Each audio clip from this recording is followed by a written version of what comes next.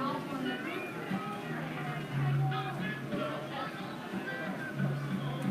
everybody, welcome to the UGASports Live podcast here from Champions on Baxter Street. My name is Rodney DeBolsey. I will be your host for the next hour.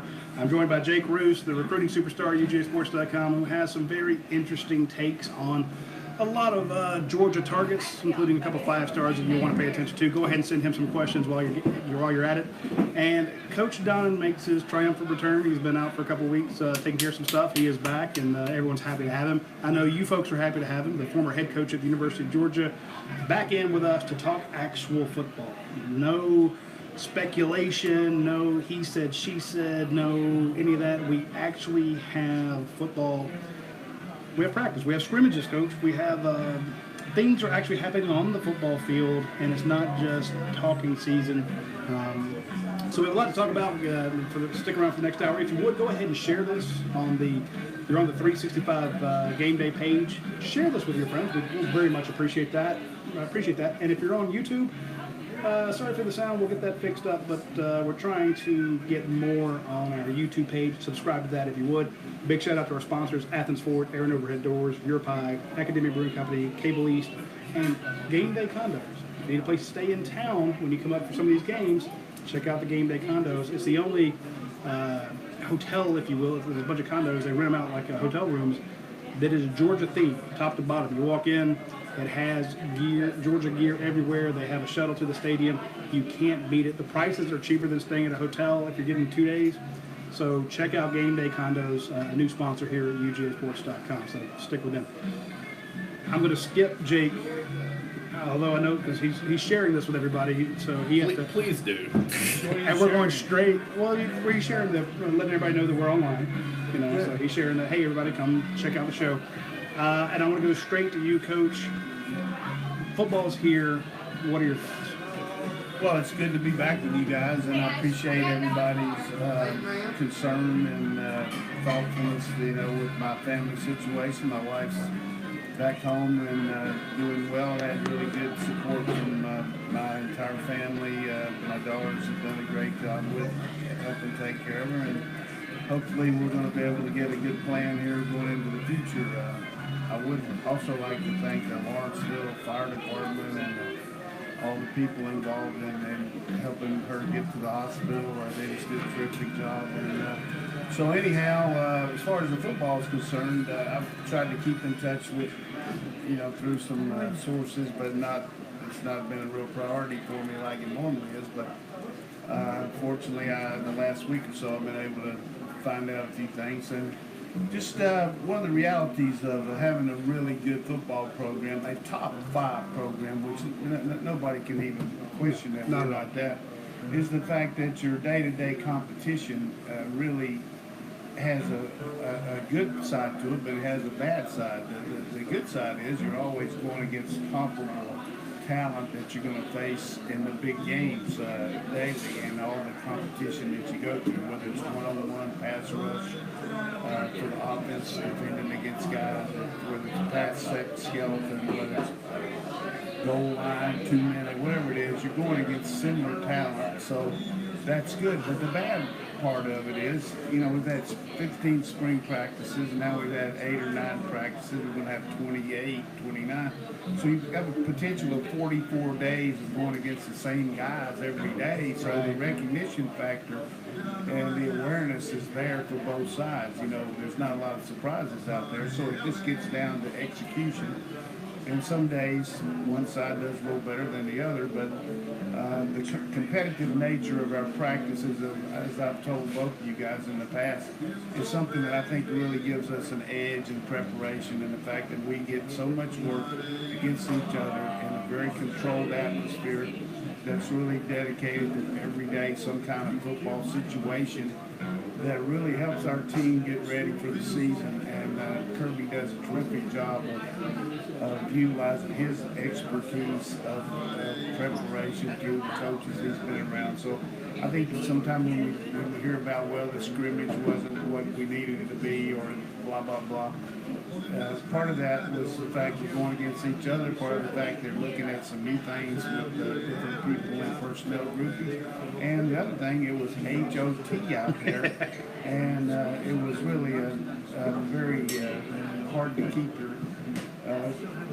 your focus there, you know. So, but I've seen a lot of good things in the few times that I've been there this year. But I was all as I mentioned, both of you guys, I'm gonna get to this. In the summer, I was able to see more than I normally was because I was able to go there and watch some of my players that were in camp. Had their sons here, so I got to watch some settings. So some things right out of the box. Two guys really gonna help our offense. I really think George Pickens is going to be there and be a source, not just because his one-on-one ability to catch the ball, but his just awareness, reading coverages. He's a very striking performer.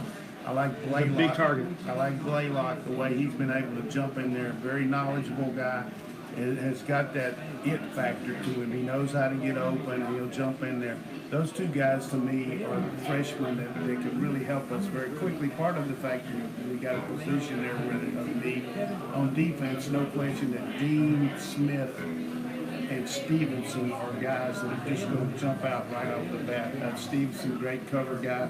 Dean got good awareness inside, can run to the ball, and then Smith is just a presence on the outside. So those five guys have got my attention. Some guys that have made improvement and really jumped out from spring to fall.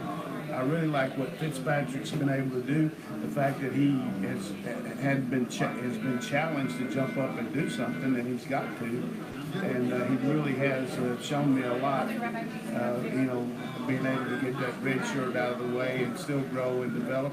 And then the fact that Harry, and even though we know what he's capable of, he's really accepted the challenge and understands that what his role is. But he's been very good throughout the spring and the fall of making plays. Made a long run the other day, but he's money in the bank guy. But you got. So those two on offense, and then Mikael Carter on defense has really stepped up and looked good to me. Knows it's his time, and he's jumped in there, and I think he'll be in the rotation. That would be huge to get Mikael Carter actually with productive snaps. And so I think those things have happened now. Some guys that really have jumped out a little bit more too is the fact that I think that if Daniels and Johnson can get more consistent, they're going to really help our depth and their experience that they've had of being in a JUCO situation. So DJ Daniels and Jermaine Johnson, the cornerback and the outside linebacker. So that'll help us there. So our kicking game looks tremendous. Both these guys are doing a good job. Our kick return's going to be good. So, I just want to come in here today and say, James Brown, I feel good. There you go. And that's the show, ladies and gentlemen. That's all we need. and all of a sudden, 57 people just tune out and go run through a wall. So that's how it works. That's great stuff. Way to go, though. No, but it's a good point because I like that if you're a Georgia fan and you're listening to this on your ride home or you're working out or you're watching it on 365 Gameday, you got to be excited about what Coach just said because look at the areas that he just mentioned. Nakobe Dean, inside linebackers, an area where you might need to pick it up a little bit. Outside linebacker, Nolan Smith, 5-star guy, needs to pick it up. First off, you named George Pickens and Dominic Blaylock, 2 wide receivers. Georgia has very little experience in the receiver ranks, an area where Georgia needs help. Georgia needs help with the tight ends. We mentioned John Fitzpatrick. I like Wolf too. Oh, no. I'm just saying that some of the guys you named, and I'm not saying we're putting anybody down, I'm just saying the guys you signaled out or in areas of need for Georgia. And one of our biggest questions was, who's the number 2 running back? Because you're not going to run DeAndre Swift 50 times a game. And some of these games you're going to be up by 2-3 scores. Who comes in? Georgia likes that, hammer and tong approach. And I know a lot of people are looking at Zamir White. He apparently had a very good scrimmage from what our sources were telling us. But I think people are overlooking Brian Harry.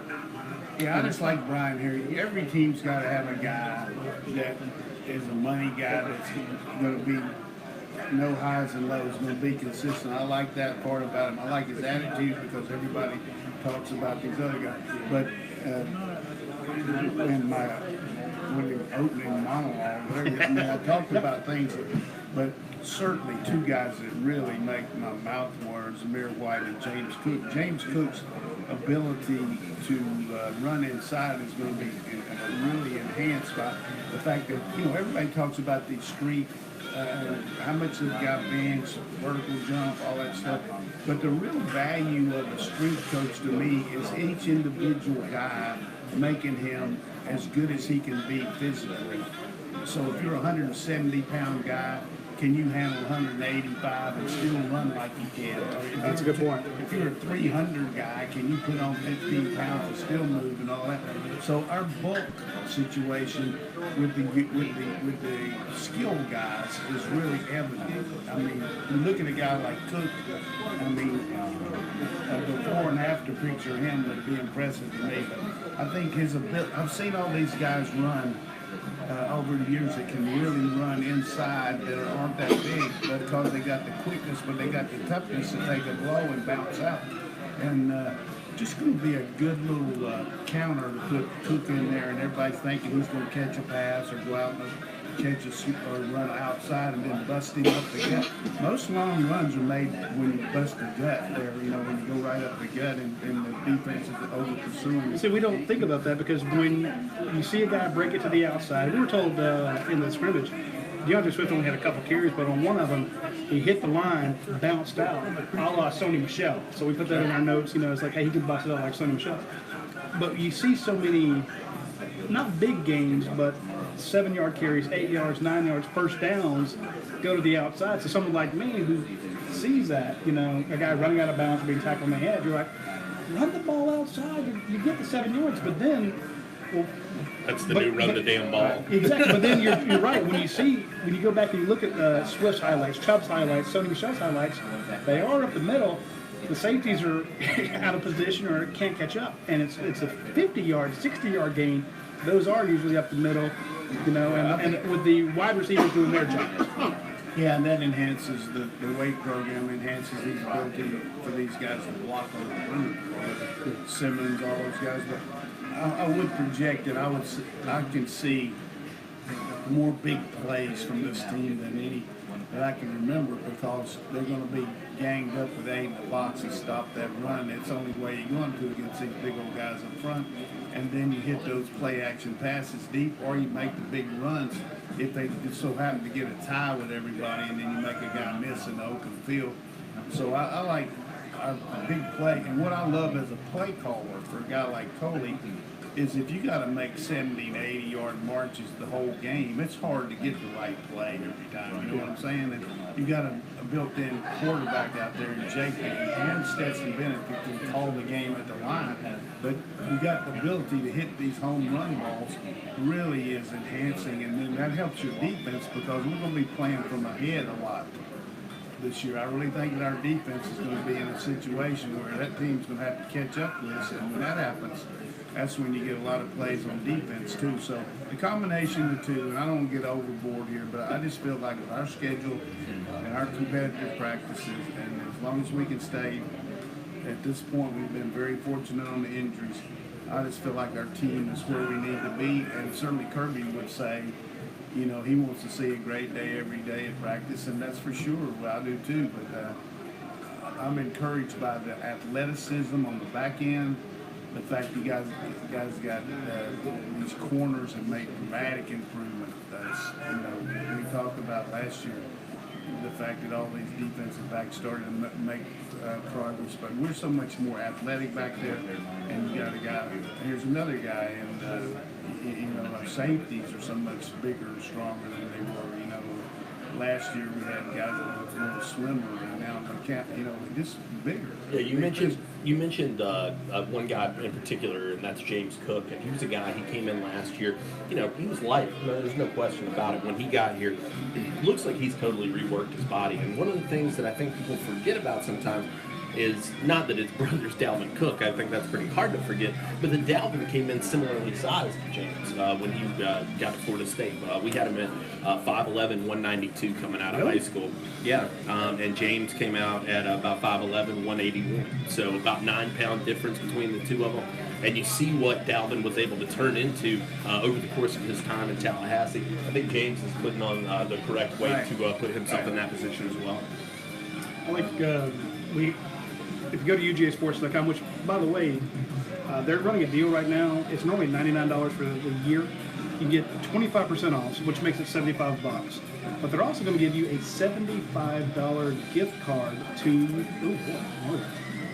the Adidas fan shop. So if you want any Adidas gear, the shoes, the jackets, the shirt, Adidas.com. Anything you want from Adidas, the 3-stripe life, you get a $75 gift card there. So your effective cost is $0. So go to UGASports.com, sign up. The promo code is Adidas, ADIDAS. Sign up. So again, they're giving you 25% off right off the bat, which is a hell of a deal.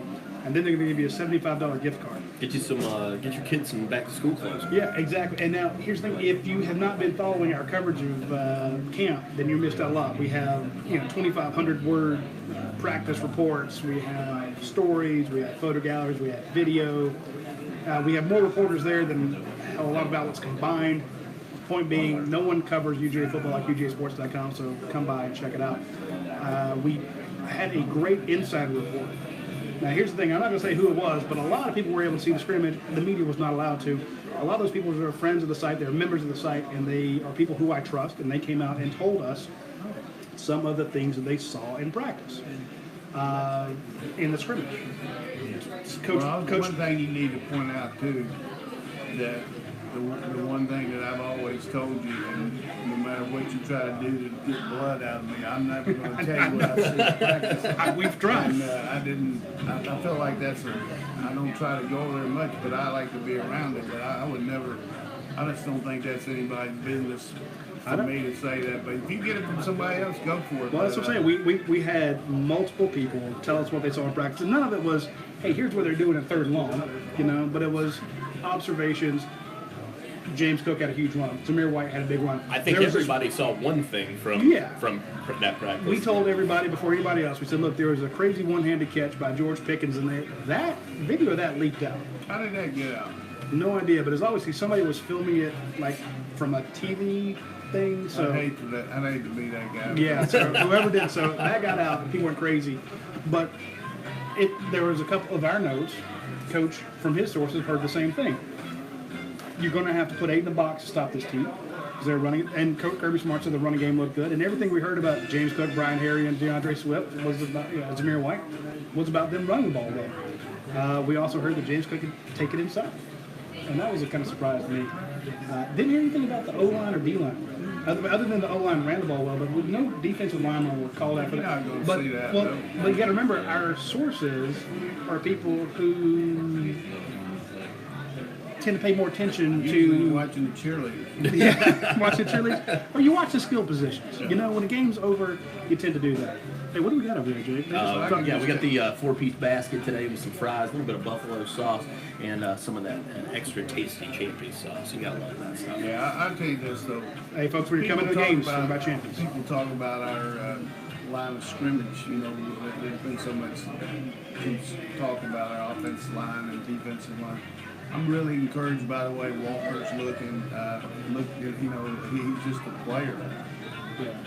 Everybody Walker's a big kid. And like I said, Carter, and getting Marshall back is going to help us from leadership. All these guys are competing and working hard, and I just feel like our defense. To me, from a coaching perspective, just the back end in itself and the experience with Monty and Crowder, and then you got those other two, Walker and Tyndall, and then you had Dean in there. We're just going to be so much better inside against the run than we were last year because we can play more coverage behind it. Last year we were really playing to stop the pass because we had some areas of concern back there. And now I think our coverage is going to be good. Our pass rush is going to be better. I just predict a lot more lost yardage plays and a lot more turnovers by our defense. All right, we'll hold you to that because that's just fun football to watch. Havoc. Havoc. That's. I understand. The boring football is still winning football sometimes, but when you have those lost yardage plays and your defense is balling, when your offense is scoring and you get all excited, that's fun football too. But when your defense is actually wreaking havoc, the fans are going to be through the roof for that, and hopefully that's what we'll see. Which is great coaching by Kirby, though.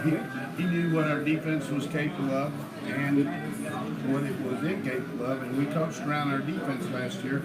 That's why teams like Missouri able to run the ball, but they couldn't throw a touchdown. Yeah, but we lost our minds, the entire fan base. Missouri can run the ball on us, you know. But I think You took Drew Lock out of the game completely, so. and you know, you look at our schedule and strength of schedule and all the teams we play. I mean, everybody's getting all jacked up about Florida and everything, but I think Florida certainly has got some really good players. But you look at what's happened to them too. They've had 9 guys in there to transfer portal since last year. One of them still a really good corner. They played 4 teams this year that on the road, that 2 of them they lost to at home last year, and 2 of them were very tight, South Carolina and LSU. And, you know, they pick up Auburn in a crossover game. So they got to play at LSU and play Auburn at home, 2 of the top 3 teams in the West, and then they play us. I don't see them winning 10 games again. They might, but I just don't see it. But now they have Brenton Cox, and everything is glorious. Yeah. We're going to talk about Brenton Cox in a second, but I do want to mention something for anybody who's going to be in town this Saturday. Coming, I think it's Saturday. And what's the 16th? Yeah, let's make sure we get our dates correct. That'll be Friday. Excuse me, Friday. So if you're in town on Friday, swing by Athens Ford. They're having their Dog Days summer events from 3 to 5. They're going to have the UGA cheerleaders out there. So, of course, Coach Donnan says the guys are looking at cheerleaders. I didn't even think of it. Harry Dog will be out there. The little ice cream dude. If you get a chance, swing by, go out there and help out the little ice cream dude. You ain't help him out. He's gonna give you free ice cream. Yeah, and he's got a shop now. Now, you gotta understand, this is a kid I coached, Bo Shell, Yeah. years and years ago. He started an ice cream business like 8 years old. Yeah. I mean, He's like, that's why he's called the little ice cream dude. So he'll be out there giving out ice cream. Bees Walking Guard will be out there. They're gonna have tons of giveaways. Last year they gave away these huge TVs, I believe, and stuff like that. So it's the Dog Days of Summer event. Place was absolutely packed last year. Food and fun and frolic at Athens Ford from 3 to 5 this Friday, August 16th. Go out there and check it out. Brenton Cox. We broke the news last week that he was no longer on the team. Kirby didn't meet with the press until Saturday, in which he said that he has withdrawn from the University of Georgia. 5 minutes later, he's at he's on the roster. the kids on the roster at Gainesville. Gainesville. They're going to try to get a NCAA exemption and allow him to play this year. People say, well, how can he get one?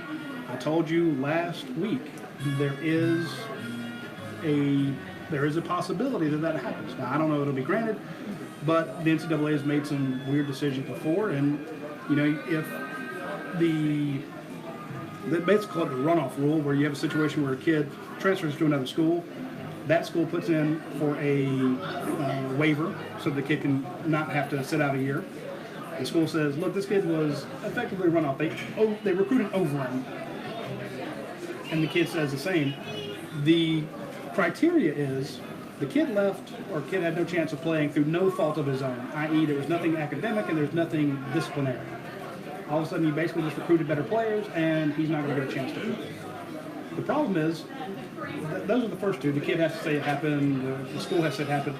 The school he left has to say, yes, we got better players, and there's no problem with this kid leaving on his own. Mutual decision type things. I don't know if Georgia's going to give him that. Maybe they will. The point being, there is the spin that this was a mutual decision. This was not a mutual decision. Brenton Cox was kicked off the team. Something happened in practice. It was the straw that broke the camel's back from a long series of incidents. He's not there. If he plays at Georgia, more power to him. Florida. I mean, if he plays at Florida, more power to him. I have no dog in the fight. I'm saying it is a possibility, but even then, I don't think that fixes all of Florida's problems. No, not at all. Hey, this is Georgia board. Let's talk about Georgia board. No, I'm just saying a lot of people are like, But it's just they're freaking out about Florida. I'm like, I just want to clarify. This was not a. Someone sent me a note saying, "Hey, your story's wrong. Brenton Cox was not dismissed. Florida people, he wasn't dismissed. He left. And Kirby's not.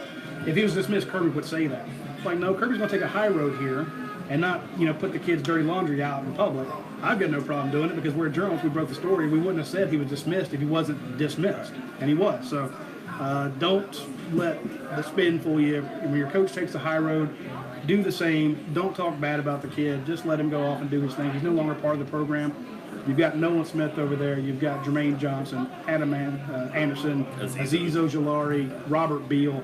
Your outside linebacker room is still pretty bloody good. I would just add this, and I haven't talked to anybody in Georgia about this, but I know this, that every coach that I've ever been around, and Kirby is as good as I've ever been around about caring about the kids and their own welfare.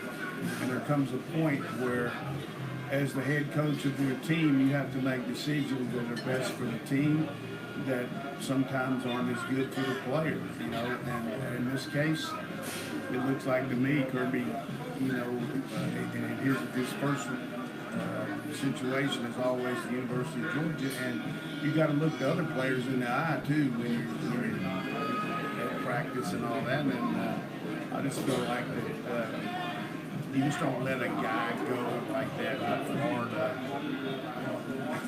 I mean, you just don't let him go unless there's a reason, right? Sure. No, yeah, absolutely.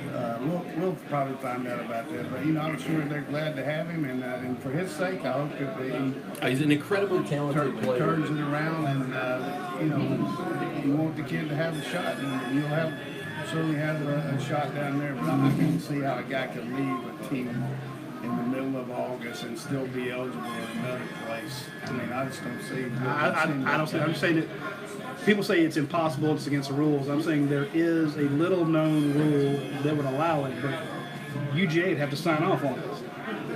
I'm like, if you're going to do that, then that's taking it beyond taking the high road. That's cutting your own throat. Somebody had to send it to me, and I went and looked it up, and it's not called the runoff rule. It has colloquially it is. Yeah. That's what it's that's the slang term for it. Right. You know, some pleasant stuff. I will say this, and I don't read your site and everything, but I listen to Roddy. I would say that Roddy was right on what happened. That's for sure. Let's go. All right, we got a bunch of questions rolling in, as you would expect. A lot of people excited the coach is back. I like this one from Orlando Dog over on the board at UGASports.com over on the event. He's been around forever. Yeah, man, absolutely. I want to make That's Orlando Top Dogs. this other statement here, which on a somber note. You know, when I first got here, I had a chance to look at the staff and see who I was going to keep. And one of the coaches that I kept was Daryl Drake. And unfortunately, Daryl passed away on Saturday night. And just a tragic deal at 62 years old. His wife, Sheila, 3 kids, you know, grown kids. But he was a tremendous help to me my first year. He was a great guy to talk to about what was going on with the players. He had their respect, and really did hurt me that he had a chance to go be the coordinator of Baylor, so there wasn't anything I could do about that. But our heartfelt condolences to his family. And then another situation, which a lot of people here don't know this guy, but some of my friends in Oklahoma watch our show, and I lost a running back that was the best back that we recruited at Oklahoma at the time. Of course, we had some others, but Mike Gaddis passed away yesterday, 50 years old. He's a guy that when we played Oklahoma State, Barry Sanders won the Heisman Trophy. Barry ran for 237 and Mike ran for 217 on the same day there against each other. And just a real sad deal for me personally, and thoughts are out to his family too. You just never know what's going to happen. He had the kidney situation. Coach Switzer, I talked to him yesterday, and everybody just shocked about that. So let's go ahead here, but everybody in Dog Nation got to be proud of what Daryl Drake did for our team. Absolutely. No doubt. All right, Orlando Dog comes on and he says, Coach, how difficult do you think it'll be for Fromm to adjust to a largely new and or inexperienced set of wide receiver and tight end targets? How do you see that playing out this year? Will he still be successful? Yeah, I think he'll be, because they've had all summer to work through the plus and minuses of it. And the other thing that's going to be important for us is there's going to be some guys going down there with blinker lights on. They're going to be so wide open, so they don't have to you don't have to throw it in tight windows, because you're going to see a lot of one-on-one coverage and a lot of guys just breaking wide open, you know. And So the ball doesn't have to be perfect, and he certainly puts it in there. But, some of those passes he threw to Holloman last year and against Florida were just indefensible, because of the way but I just think that we're going to have, that's not going to be an issue. That could be an issue if we weren't able to run the ball that well. But and we're going to have selective passing game based on the fact that we're going to be able to run the ball even if the other team knows we're going to run it. And that's the kind of offense you like to have, you know what I mean? Just the fact that it's just so completely physically built up front to run the rock. Yeah, absolutely. And like you said, I think this is a kid, he's going to change every year at this point. You figure it out. He's in his third year. At this point, he's captaining the ship. He knows every nuance of every route. I mean, if a guy does something wrong, he can tell the kid right there on the field before coach, say, hey, you probably should have taken the inside release there or something like that. So that extra coaching that he brings to the table is going to make up for any problems that we might have there. And then you got a tight end in Werner who's really good at those underneath things. And, to me, it's like calling plays for us this year is going to be like Roddy going through a buffet. Do I get the key lime pie? Do I get what I get? It's going to be productive. And I remember in 2007 when I was doing a ESPN thing and Southern Cal was playing Hawaii, and Reese Davis said, "Coach, what do you think they do in the huddle there with all those players? They had all those great players, and Matt Leinart was the quarterback." I said, "Well, this is what Matt does in the huddle. This is what Jake comes on. Okay, whose turn is it? Yeah. What do you want? Have you been left out lately, Warner? I mean, we're just going to have to move it around some and be fair, but we're probably not going to have some guys with really huge numbers because of that. But it's just a very good situation in the running game. It just sets up so much. I just love, it's hard to throw the ball when the other team knows you're throwing it. I don't care who you are. It's just the pass rushers are better, the defense plays deeper. But when they don't know if you're going to run or pass, that's tough. Yeah, we've used that term nightmare for defensive coordinators, and you have a situation where, okay, it's 3rd and 3. I'm going to go, max to stop these guys. I'm going to bring my 2 safeties up, and when they still get it, by the 3rd quarter, you got to, and then you think, well, we got to do something different. But if we put in something that we haven't practiced as much, now we got an execution problem. I just see, you start banging your head against the wall because, I'm calling the right play to stop them, and it's not working. What do you do with that? Yeah. Most defensive coaches, though, are always going to look at trying to take away what you do best and force you to do something else, and it's going to be hard to do that, to take away our running game without going to an extreme 8-man box, particularly when you're outmatching things physically. Another thing that I think is really salient about our team, and I can see the evolution of this, and I want everybody to stay with me here on this. Remember when Steve Spurrier first got in the league and they were throwing the ball, fun and gun, and everybody's having trouble defending it because this was a hammer and tong league and you just didn't see a lot of the throwing game. And every year people got a little bit better at defending it. He still did a great job with it, but it got to be a situation where people saw it a lot more. The same thing with the spread. When the spread first came out and the no huddle, most teams just had one check, one thing that they would go to, and the offense knew that, and they were able to attack that defense, knowing that check, because of the speed value, was going to be there. I remember when we played against West Virginia over there in the Sugar Bowl in Atlanta when it was moved there, and Rich Rod came out in no huddle so much against us because Bill Gorder and those guys were just so big at playing against your formation and scheming you, but he couldn't do that against the no huddle, and they really attacked. Same thing true with Nick and Kirby and all these Alabama guys. And Kirby used to talk to me about Nick wants to run all these defenses. Well, we can't practice them all against the spread because we can't get lined up. Now, after 4 or 5 years of evolution with the defense, our defense can now make checks, which are really good against the different looks when they get no huddle. So our defense is kind of like what we saw the defenses against Spurs. We don't have to just play 1 or 2 calls against that. We can play all of our stuff and get to it. That's why we're a lot better at defending the spread. That's great stuff, and I like you point out,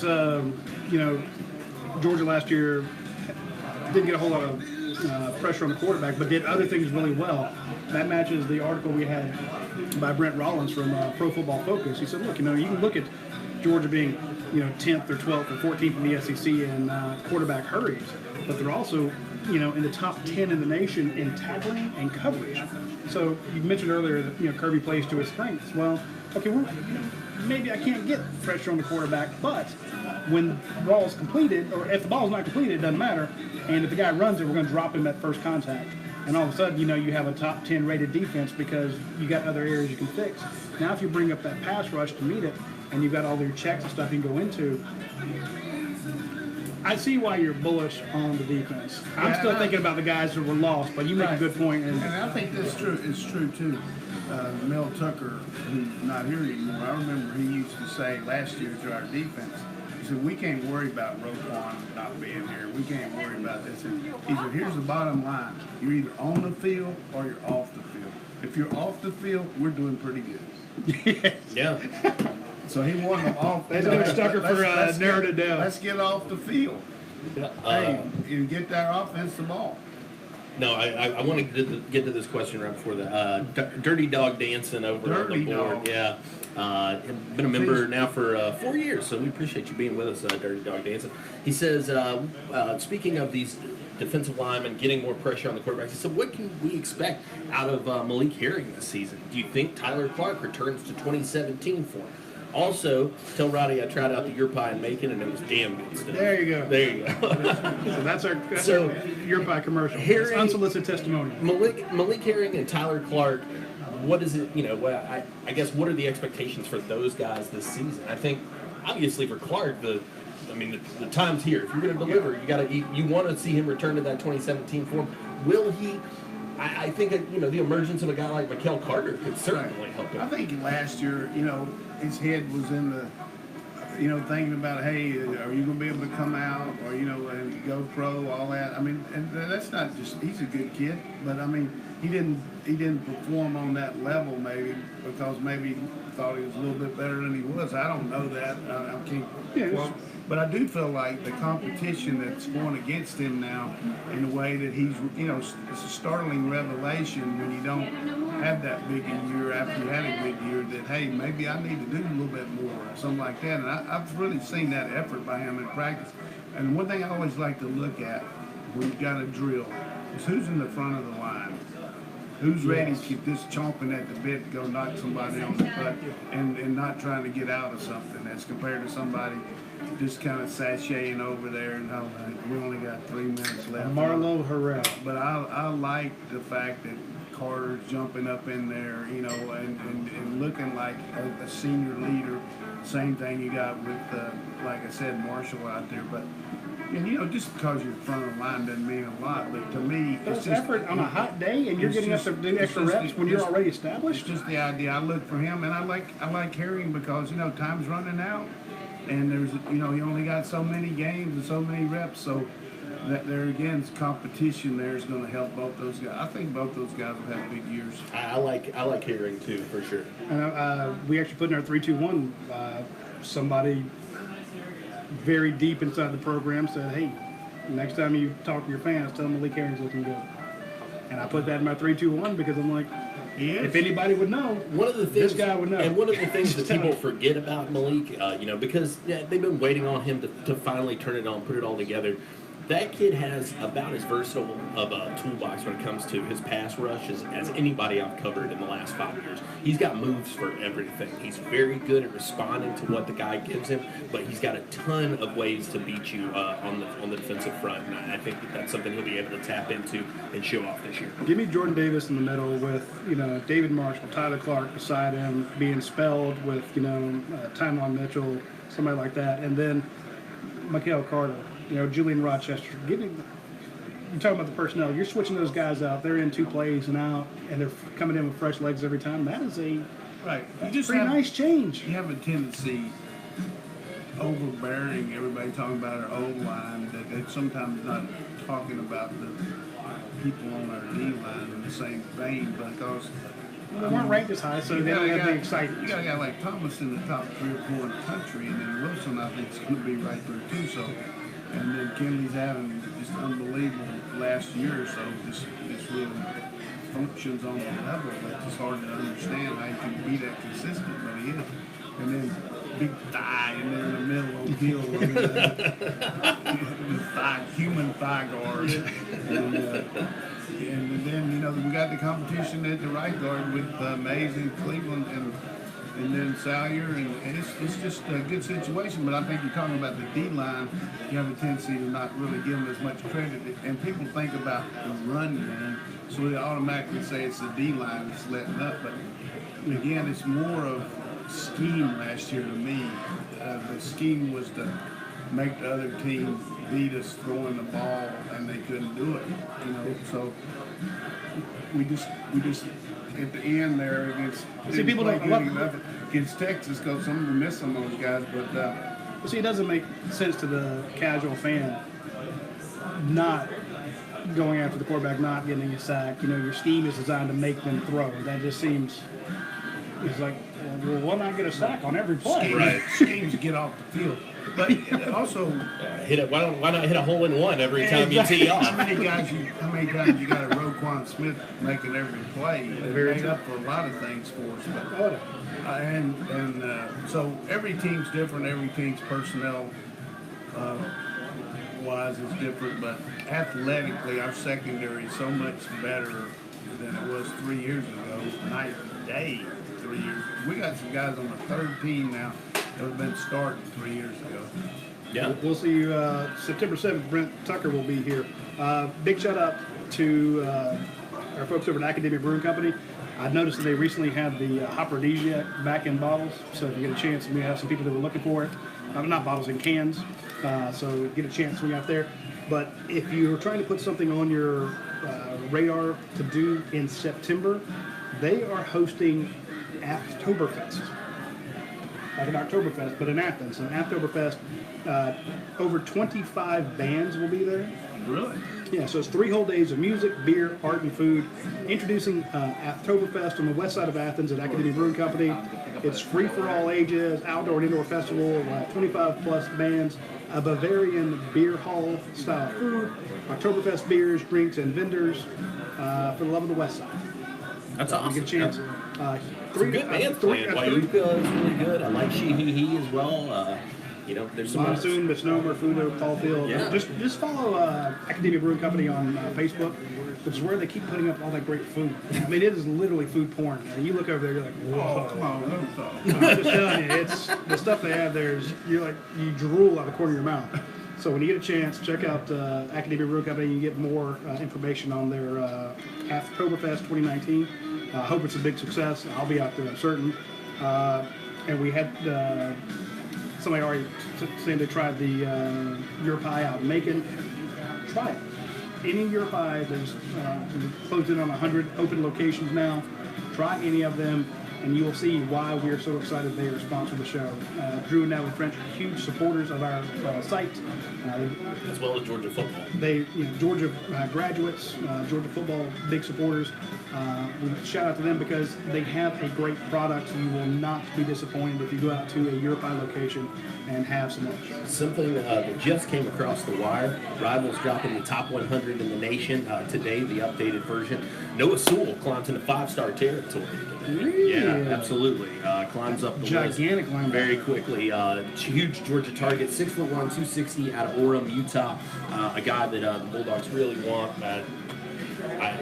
Understandable why. I think nobody can really question. Everybody wants him. Yeah. He's not a 5-star, and Roddy doesn't like chemo. Yeah. Also, Georgia commit Marcus Rosemead with a huge jump in the rankings, up to 26th in the where was he before? 28th in the nation. Rosemead, I believe, was sitting right around the 50, 60 area.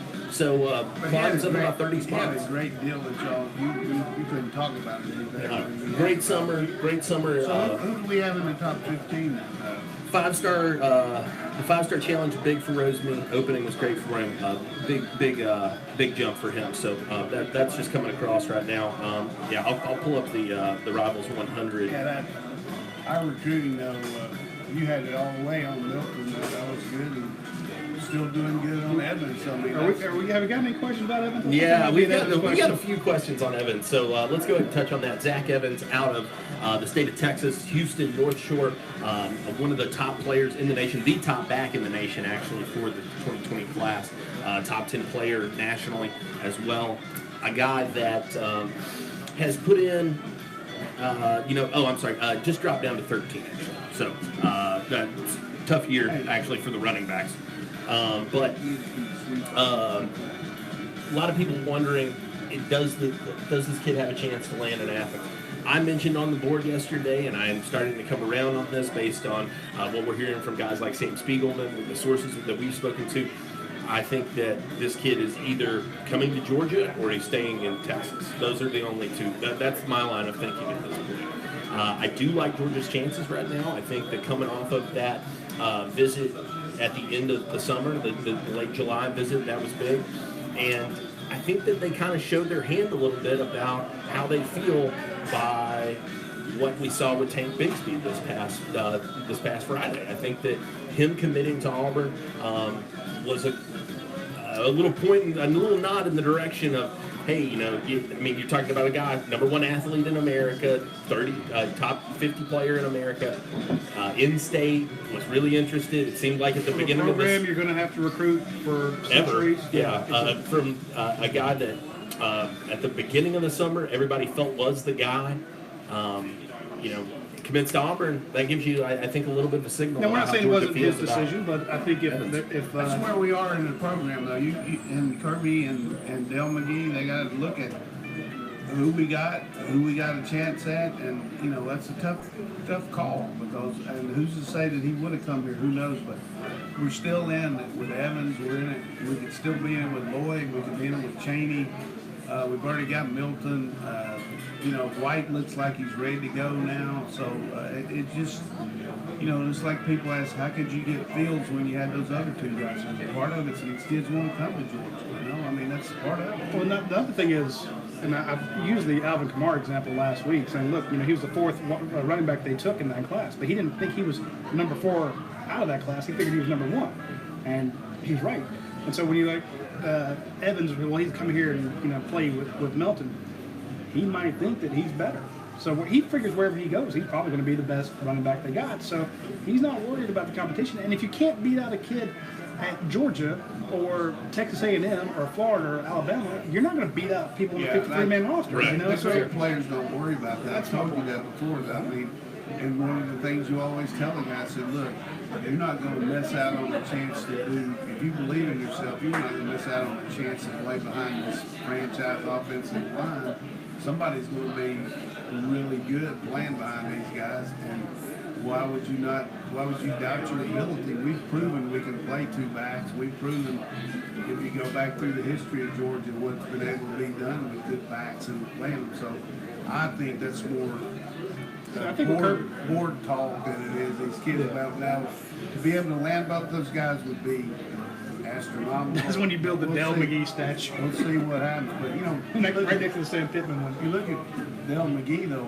He's in on those two guys and the tight end. Of course, Hartley's working him too out of Las Vegas. But Del's just a phenomenal recruiter. And a hell of a coach. I think he's probably the next guy here. I certainly several of these guys could be head coaches quickly, but I think with his background in Georgia and in the South, I think one of these schools are going to be taking him. Somebody's going to take a chance on him. They're going to pay him a good they're amount of gonna be money, handsomely and it's going to rewarded. be it may not be, a Florida-sized school. It's going to be just under that, and all of a sudden he's going to take them to heights they've never seen before. And when that guy is going to be, he's going to be a Kirby Smart. He's in on every kid. Dabo Swaney He's type in of on thing. every kid he recruits. I told you, I thought, I know it was an unpopular opinion. I thought Georgia Tech should have given him a call. I think we could have stepped right up. All right. I tell you, Tech's got a good guy over there. No, Collins has changed it. Hey, anybody from Rockdale County High School is good. Dog goes woof over on the board. He says, "Do you guys?" I don't even know if this is a serious question or not, but I just want to get on it. He says, "Do you guys think that Georgia will kick the tires off Tate Martell as a transfer?" I'm Need some QBs, I'm man. gonna go with no on Tate Martell. I don't think that you'll be seeing him in red and black anytime soon. Take Martell probably going to Bachelor. And listen, there was a lot of people were making a big stink about this tweet I put out last night, and I said if you were at the opening, when Fromm and Martell were on the same team, a lot of what's happening in college football wouldn't surprise you, and people were like, "Oh wow, go in depth. What does this mean?" I was one of those I know people. it wasn't. I feel bad for the kid anytime I got it, but and I applaud Manny Diaz from the standpoint of, they got a game in 2 weeks. Yeah. I always felt like if you can name the quarterback, name him. No sense to get the team ready to go, get the defense understanding who your quarterback is, build that confidence in that guy, And he didn't put it off. He's going with him, and more power to him. But Hey, congrats to Jaron Williams. Jaron's a good player, man. Great We player. covered that kid yeah, for years. he's a player. Gotta love Central Gwinnett. Shout out to Todd And Wofford. hey, I would think a lot of Georgia fans are pulling on for the Miami Canes. Yeah, I would think so. This from our friend Philip, 08 Dog, over on the board. He just hit his 1-year mark as part of the site. Thank you for being part of it at UGASports.com, Thank you, Philip. He says, my question, do you think James Cook has more rushing or receiving touchdowns this season? Rushing. I think From Donnan's lips to your ears, friends. I'll say receivings just so if it happens, I can lord it over the coach forever. No, I think that you're going to see him using I'd say he a lot of ways. I'd say he has 4 touchdowns over 50 yards to myself. Wow. All right. When you think about it, you put that guy in there. It's you're in that red zone. He will scamper through and get a touchdown. I'm thinking some of those passes to him in the flats, he takes in the distance, and all of a sudden he has 4 receiving touchdowns to 3 running touchdowns, and I get the thing this year. Our guy Pine Tree over here on the board says, good guy. do we have any legit Heisman trophy contenders on this team? Any class and any Heisman year? So I feel like, he says, I feel like Zamir White could be at some point if the hype around him is real. It's early on that. It's not fair to go into individual awards, but we're going to have guys up for all these awards.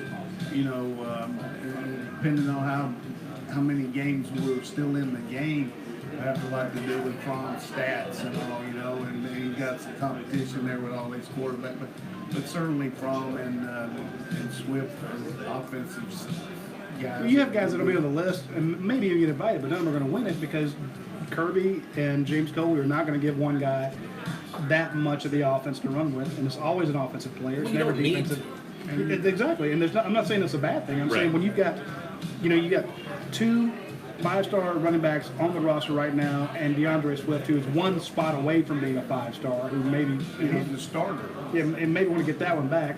You add Kendall Milton and maybe Evans, all of a sudden you could have 4 5-star running backs on the team, with Swift going off to the NFL. Point being, you're not going to give one guy enough carries. You had 2,000-yard rushers, and neither one of them got consideration. So Right. instead of having 1 2,000-yard rusher, you're going to have a bunch of guys splitting it up. I just say this, it's like Rockland and Nadal said when they asked him about somebody, what if he did this? If doesn't exist. Yeah. Sure. So I see a There's situation no where such thing as if. you have a ton of great players who are going to the ball be spread around. You're going to be playing for SEC titles, national championships. The Heisman would be nice, but it's an individual award. As long as you're getting guys winning Thorpe Awards, winning. You have another inside linebacker taking the You win the buckets. You get an Outland Trophy winner, maybe a Remington winner. You're doing fine. Those are just as important, but the Heisman is too political, and you have to have gaudy numbers. And Kirby Smart's not in the Going gaudy. to SEC championship. Give me that trophy. And I instead of that. can't see a situation too where a lot of these schools campaign, and I just don't see Georgia do it. I really don't. I think Clark Hill did it one time. Doesn't have to say it again. Big ass runaway games. Yeah, and so all of a sudden you're up by 21. Do you leave him in there to run up the score? No, you're not going to do that. For sure, you're not going to do it with Fromm this year. With even though Stetson's good, you're going to really protect him in these games. Our guy Chuck Ward, loyal member of the site, great questions always. Chuck says, do you think Kobe Dean has passed Channing Tindall and Quay Walker, or is he just looked at as having a unique skill set that helps him see the field in specific situations? He's right there just because of what he just said there about his unique. He's the same kind of guy that Pickens is. Pickens brings a unique skill set. Kobe's got that eye for the ball, that sense, and he has picked up things maybe a little quicker than those other guys. But Tindall and Walker are really competing hard, and you're seeing the experience of Lonnie and Crowder bring to the table. Our linebacker room is stronger than third. Yeah, it's you gotta love what you're getting out of those guys right now for sure.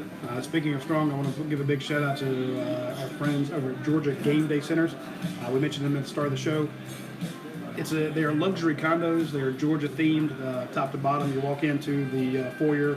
You have the red and black couches, giant TVs everywhere, beautifully appointed.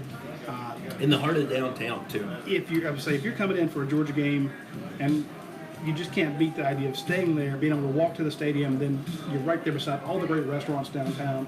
You're a hop and a skip from the Last Resort. You're right by the 40 Watt. Anything you want to do downtown. You don't need an Uber. You don't need a taxi. You just do whatever you want right there in the heart of downtown. And it's only not for game days. You come in the summer. If you want to come in for graduation, it's a great time. You're having a wedding. Come in then. Just reach out to the Georgia Game Day Center. Hit those folks up, and they'll take care of you. And again, I know it sounds weird, but I have to mention our friends over at Air and Overhead Doors. They still have that 10% off deal for UGA fans. You just hit up the folks at Air and Overhead Doors, let them know, hey, I need my garage door repaired, I need the opener repaired, I need anything fixed, I need it installed.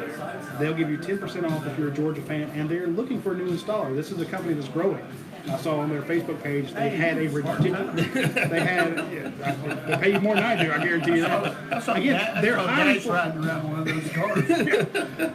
They actually pay a lot. I saw some of the benefits on there. It's again, they hire employees, not contractors. Yeah. They're not going to work some guy working out of his truck who's unreliable, who doesn't have a good sense of customer service. They're going to take you in, train you, and you will be an employee. They've had people there forever. So and be honest with yourself. With this heat, you don't want to get out there and try to repair your garage door. Well, no. If you deal with the springs on those doors, you can kill yourself. The torque on those springs is ridiculous. If you start screwing around with one of those, and a 200-pound door dropping on you, don't screw with an overhead door. They are dangerous. I know from experience. I work with them. They suck. A garage door is an evil device. Hey, go with the pros, man. Let somebody do it, know what they're doing. Let's see if we can get 3 quick questions in a New York minute. All right, Elko Dog says, Coach, thoughts on the running back room compared to other teams nationally? Well, I think Alabama certainly had a bad situation with Sanders getting hurt last week. That's going to hurt them. But our stack up really, particularly if White continues to keep his health, I'll feel good about our running back room. Robert Barnes, Coach, do you think Georgia will use more two-back sets if White keeps making progress? We could see a little bit of that, but we've got such a good offensive line that the reason we would like to spread people out is where they have to take another guy and cover the receiver and not put it in to stop the run. When you go to two backs, it's a little easier to defend inside and not worry about the perimeter. So I could see us using some different types of groupings, like put Cook in the game with Swift, but all of a sudden shift him out. So they think they can go to a power package and play another defensive lineman, but now all of a sudden you shift Cook out and he could be a slot or a wide receiver. I would see more 2 guys in the game, but maybe only 1 guy in the backfield. All right, and Phil Rogers here with our third one. Phil He says, Rogers, he Coach, was a great short game guy in golf. he says, Coach, how much do you think Georgia blitzes against Vandy? You know, the thing that we'll see against Vandy with their good receiver and a good tight end and a good running back is they do have a new quarterback, so and a new play caller. So a lot of them get a feel for it, but I could see pretty good pressure to make that quarterback prove that he can handle it. But we won't necessarily run what I call a butcher knife bandit, where you just come after everything. But I could see some zone blitz, some 5 and 6 man pressures, but we will be a lot more of a pressure team than we have been. I love it. There you go. Would you like that connotation, butcher knife bandit? One quick one here, too, from Brent Tucker over on our YouTube page. He says, do you think Tyreek Stevenson or DJ Daniel can take the other starting cornerback spot from Tyson Campbell? You know, I don't think at this point they will, but I do feel like both of these guys have had significant improvement throughout the spring. Both of them were very athletic. Daniels has a little more experience, but there's a lot to be said about Campbell because of some things he didn't do last year, but a lot of the coverages we played with him, you know, we protected him because he was a freshman. But, you know, I think Campbell's speed, size, athleticism is going to be hard to overtake. He's just, he's much improved and he's very talented. I mean, he's in the 1 percentile in the country as far as what you're looking for in the corner. So is Stevenson and Daniel, and maybe needs to be a little more consistent. And then, of course, Stokes. I mean, golly, he's got that catch-up speed and can run so quickly. One quick one here under the gun. Watch out for Lewis Seen, too, man. Woo, I learned how to say his name, and I really want to tell you. Woo, he's doing a good job. All right, one here, last one under the gun here. Josh Minyard, a couple people have asked about this, so I wanted to get your thoughts on it. He says, Coach, if Brendan Cox gets to play, do you think it will impact Florida's chances of winning against Georgia? You know, do you think that he carried anything over with him? He's not going to be able to. When the guys play for another team, you know, they can certainly talk about personnel and all that, but I don't see it making that much difference as far as, you know, with the inside scoop that'll happen. But, you know, more power to him. But, you know, what I always said about any player that leaves, okay, you pour a little bit of that in your hand and then let it go, and that's how long you're going to miss them. You didn't get to see the live demo if you're just listening to this on the podcast. This is why you need to subscribe on YouTube at UGASports. I like Brendan Cox. I just feel like he's there and we can't worry about him. I think Florida's got major concerns in the secondary with the guys they lost. And on the offensive line. The offensive line, maybe a little more athletically. They've only got guys that have played 24 starts in their offensive line. And, you know, I think Florida's not as good as they were last year, 1 through 44, but they got an experienced quarterback that's going to help them. And like I said, their schedule is going to be. The team that worries me is Missouri, because Missouri should have won 2 more games last year. They lost in maybe 11 straight series against Kentucky. Just make 1 first down, they win that game. And then South Carolina, until they had the rain delay, they had that game won too. And they got the most of their defense back, plus that running back. And I think Missouri's going to be a tough challenge, although we got them here at home. I'll tell you what, when you get to that Georgia-Florida game, do not forget how important that game is to Solomon Kinley. Oh, yeah, no doubt. I rewatched the game. It came on the other day, like last Friday night, and I was watching, and every time Solomon knocked a guy to the ground, he jumped up. And I'm just saying, if it's if you had that same ridiculous goal line stance that you did last year, just run the damn ball behind Solomon Kinley. Well, there's a lot of things that happen on that, and when you UGASports, you'll find out that their backside didn't do the right thing. But I tell you, that game's important to one other person too. Kirby Smart. Good answer. I'm just saying. As important as that, you know, everyone's like, well, Brendan Cox will have a chip on his shoulder. When you have a kid from Jacksonville like Georgia has, Solomon Kinley. Kirby spends a little time on the Gators every day. Yeah, I bet he does. All right, folks, that's all the time we have for this week's show. Be sure to tune in next Tuesday. We will have more stuff for you. So from all the folks here at UGA Sports, we say thanks, and we'll see you later. How's that demonstration hits? Great way to start the show. You're a loose cannon, man. I was like, I saw you taking the top off. I was like, there's no way. Yeah, I was like, What's he doing? Only problem is you got That was a sticky cramp hands. or